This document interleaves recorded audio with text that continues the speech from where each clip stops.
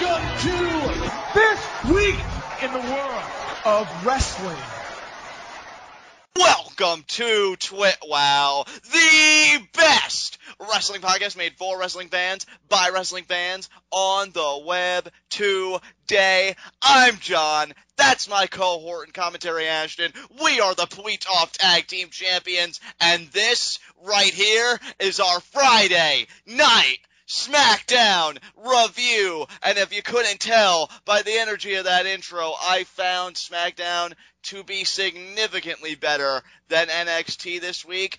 I really enjoyed the show all around. We got some revelations from Bray Wyatt, a little promo work from Seth Rollins, some great work from Ziggler, Bo Dallas. It just seemed like everybody that was on this card tonight really shined. Ashton, what'd you think of it? I agree that everybody seemed to shine, but I do want to know if you thought that there were any blemishes on this show. So let's get into Heat of the Night.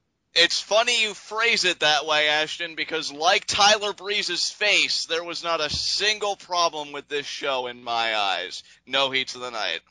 Same here, man.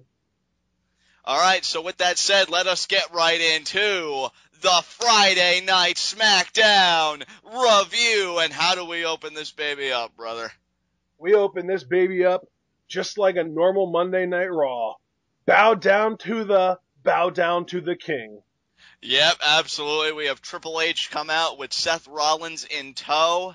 He pretty much says, hey, look, you know, I said I would win. I did. And then he goes on to say, you know, I know you're all looking for answers. I know you're all devastated from the events of Monday. And I know you're all really expecting an explanation from Seth Rollins. So, Seth, why don't you address the universe? And Seth's explanation, at least for the time being, was nothing short of compelling, I'd say. He didn't really seem to give any legitimate reasons, did he?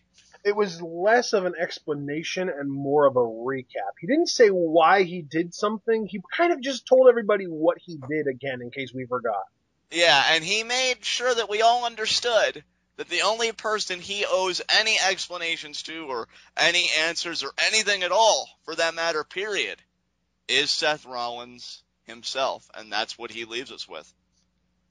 But he doesn't actually leave yet, because he gets interrupted by a certain somebody's theme music that happens to say that he's here to show the world. Absolutely, and not only is he here to show the world, he showed up here to hopefully show Seth Rollins the error of his ways. Pretty much gets on the mic, says, you know, Seth, the Shield, you know, even when I was on the brunt end of it, you guys, you stood up against authority. You were a unit. It was cool. But you sold out your brothers. You know, you turned your back on them, and that's worse than anything you three did as a trio. And Seth, because of your actions for that, and I kind of gestures Triple H there, you know, it makes you amount to nothing more than a sellout. And kudos to Dolph here. I think he was the perfect guy to really kind of hand this spot to, for more reasons than one, which we'll get to. But I really like Triple H's retort here, Ashton. Yeah. Triple H says, yeah, you're right, Ziggler. He did sell out. And unlike anything you've ever done, he's going to sell out. He's going to sell out arenas. And he just kind of went that route. And of course, the best thing, though, was that Ziggler, while Triple H was on his little rant, said, really? Is that how you see it? It was so good. And then one thing I didn't say about Dolph Ziggler's, you know, initial promo, which would come back to bite him in the end, he did say, like, he knew what he was confronting, he knew what he was up against, and he said, I'm probably going to get beat down for this. And then Triple H would bring those words back around like a revolving door, and he said, what did you say, Nostradamus? You said you were probably going to get beat down? No. You are going to pay for your words because you're going one-on-one with Seth Rollins. His first match as a heel. Well, his first match as a solo heel. Yeah, and that's exactly what you and I worked out, because I was excited too. I was like, oh, first match as a heel, but I'm like, oh, wait, no. First match as a heel on his own, which is definitely a big thing. And who better than Dolph Ziggler as your first opponent? And Ashton, these guys put on the clinic that we'd expect them to. Yeah, absolutely. They killed it. This was awesome. Just great selling back and forth, great psychology. This match was, I would go as far as to say this was easily match of the night, actually. Oh, no, they put everything of themselves into this contest, and it showed. Ziggler, I still say, is the best dropkick in the business. We got to see it not once, but twice. They had great back and forth sequences. You know, Ziggler really got to show his athleticism here with the Famouser, the X Factor off the top rope, which that was always good. And Ziggler just has the best hope spots, and it really allows you to get into this match. But Seth Rollins proved to be too much for the show-off. Yeah, he does the buckle bomb, then follows it up with his blackout, and for some reason they aren't actually using that name. They aren't really giving the blackout a name at all. They're just calling it a curb stomp. So, well, interpret that however you may, but at the end of the day, Seth Rollins is the winner. Actually, unless I'm wrong, Ashton, like you were right here because we didn't see any mention, but at the end of the show, I do think Michael Cole used the term blackout, if I'm not mistaken. Which makes me happy because that's a much better finisher name in my mind than Peace of Mind. And one thing I want to say very quickly, because we don't know how this solo heel run is going to, pan out. We don't know what direction it's going to take, anything like that. But if they ever really want to make Seth Rollins seem dangerous, they should treat the blackout like they treated Randy Orton's punt in 2007. Yep. Like, really do damage. And I've said that before. I think I have said that to you before in conversation. Just really one of the most legitimate maneuvers, I think, that there currently is on the roster right now. I love it. Yeah, it's definitely one of my favorite finishers on the roster right now. It might even be my very favorite finisher. Well, it's just so devastating. I mean, I've even remarked to you, and I think I've remarked on the live reactions we've done together, like, that is something I'd expect to see in a Mortal Kombat video game when the announcer booms, "Finish him!" And then at the end it's like, Seth Rollins wins. Fatality! Yeah, I'm telling you, man. It's awesome. Really. Flawless victory. Always. Yeah, so Rollins didn't really change too much about his in-ring work other than just really ramping up the heel psychology, being more aggressive. Other than that, though, this was pretty much what you would expect from a Rollins-Ziggler match. They put on a clinic. It was great. Rollins with the win. And then we move on to Renee Young, who's talking to Bad News Barrett and actually referred to him as Bad News, so I guess that's his official first name now. She asks him for his thoughts on the triple threat match. She says that RVD, man, I don't even remember what he said. Basically, he tore both RVD and Cesaro down. I do know that he said Cesaro has fleas because he's been sleeping with a dog known as Paul Heyman, but I don't remember exactly what he said about RVD. But he did just basically go out there and say they aren't on his level, and he's got some bad news because there's only one winner, and it's going to be him. Yeah, Ashton, I mean, you were right on point. The overall theme of this promo was calling out the absurdity of defending his championship against two contenders who he doesn't really see as legitimate. That was really the main point here of Bad News Barrett. And you know what? I'm telling you, and I've been saying it to you, I've been saying it to people who are fans of Bad News Barrett. I think this really is the time to put stock in Wade, because this gimmick, just something is really clicking. You can tell he's having fun. You can tell management's behind him. I mean, he has a championship. I think that should really speak volumes. And yeah, I'm just really enjoying his work right now. Yep. All right. So up next, we had Rybaxel versus the Usos. Ashton, I'm going to make this a review of brevity. Usos are OP. So really, you're going to make this review last about as long as the match did.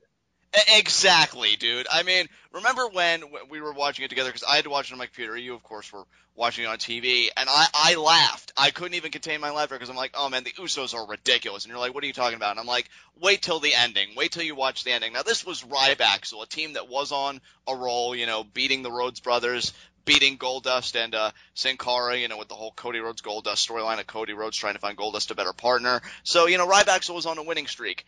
Did the Usos not humiliate Rybaxel with that ending? Yeah, they pretty much did. It was ridiculous. And I'm a fan of the Usos. I'm not trying to be negative against them, and I'm glad we have strong champions, because I've heard people complain, Ashton, that one problem they have with most champions is they lose a lot on TV. But I'm one of those people. Right, yeah. But at the same time, do you have to win that dominantly? Because that's the kind of win I would expect from the Wyatt family. The Usos, though, I feel like every win you get should be a struggle, and I just feel like for them lately it hasn't been. That's the qualm I have with them. The Usos are getting the John Cena treatment. They're winning despite the fact that the crowd isn't really that much behind them. Right, yeah. I mean, they're winning in spite of the lack of crowd support, and, that's not really a typical babyface kind of structure. So I really don't want to go on and on about this match again. Usos are just OP. They pretty much dominated. I mean, that succession of super kicks was ridiculous. I feel bad for Rybaxel because I would like to see them get back in the championship picture, but I still see the Wyatt family as the clear-cut contenders. Yeah, absolutely. So after the Usos, as you said, embarrass Rybaxel, we get another match involving an embarrassment, but in this case, I think that the embarrassment is slightly less because of who did the embarrassing. Rusev versus Xavier Woods. Literally one kick, one accolade, one tap out, Rusev wins. Yeah, Lana's promo before this match was longer than the actual match. It was.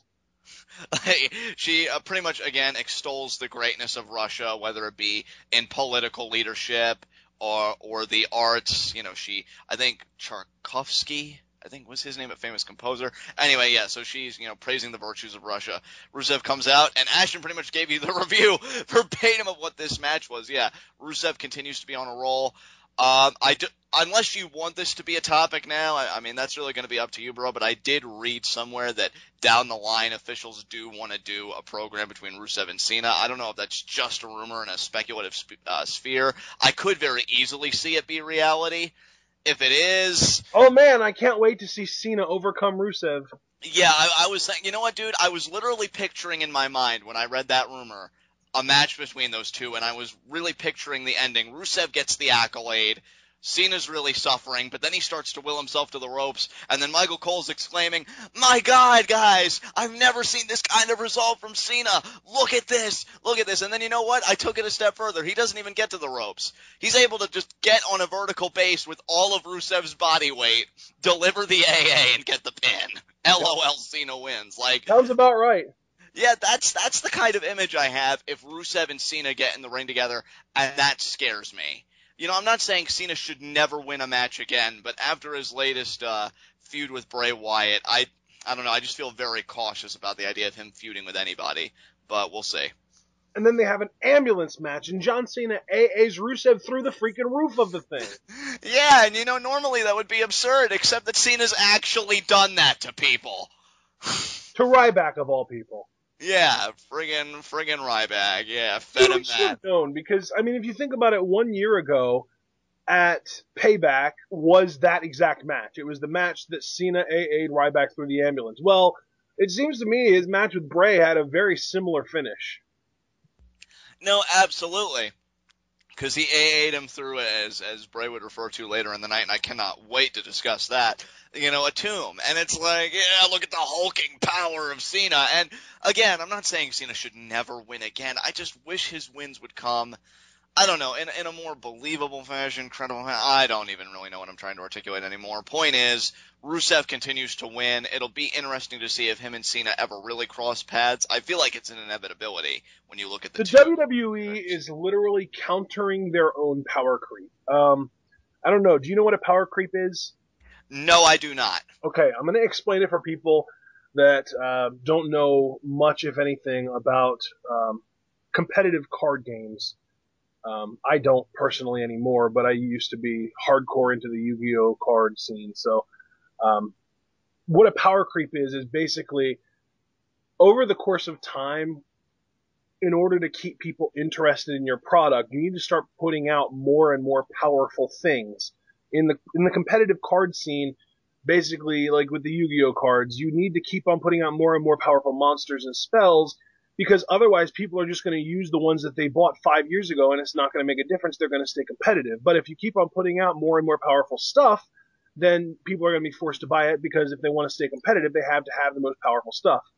In WWE, you would expect for them to create the illusion that as time goes on, their superstars and competitors are getting better at what they do. As time goes on, everyone's getting bigger, faster, stronger, more talented, more technical, more charismatic, all of the above. You want to create that illusion to keep people interested, because, oh man, if you love this guy, just wait until you see that next generation guy who can beat this guy. But the WWE is literally countering their own potential to do a power creep with John Cena, because every new talent that they introduce, when they get to that pinnacle, and in today's world of the WWE, the pinnacle is feuding with John Cena, especially, namely if you're a heel. I shouldn't say that, because if you're a babyface, it's kind of a moving target. But for heels, the real pinnacle of the business is feuding with John Cena, but they all lose to him. So really, I mean, all they're really doing is making it seem like the WWE's talent level plateaued in 2005. That was excellent, and I can definitely see what you're saying, because to me, I've said it on one of our earliest episodes of TWitWoW. It may have been our very first episode where I said my wrestling philosophy in one sentence. You know, you are what you're booked, and the illusion, the perception that they present in 3-hour blocks concerning Raw and 2 concerning SmackDown, that's the reality they want you to ingest. So it logically follows that when Cena beats these guys, or even when these guys beat Cena, but in a way that makes him not only retain his credibility, but I would say even gain it for his quote-unquote resiliency and resolve, like when he really fought off the entire Wyatt family at Extreme Rules within the confines of a steel cage, it really says, wow. Like the same people who always say that the Attitude Era was the best era in history, I feel like you're manufacturing another group like that with the era where Cena was really top dog. So, I don't know. It's an interesting case, to be sure. Yeah, it's like I said, it's the power creep that they aren't allowing themselves to do. Well, I mean, I would love to be optimistic, because it's kind of my namesake on this show to be the optimistic guy and be like, oh, well, maybe the tides will change. But man, after this latest toe for toe with Bray Wyatt, this latest feud with Bray Wyatt, I don't know. So I do kind of fear for Rusev if their paths do cross. But right now, I'm just enjoying the success that he's having.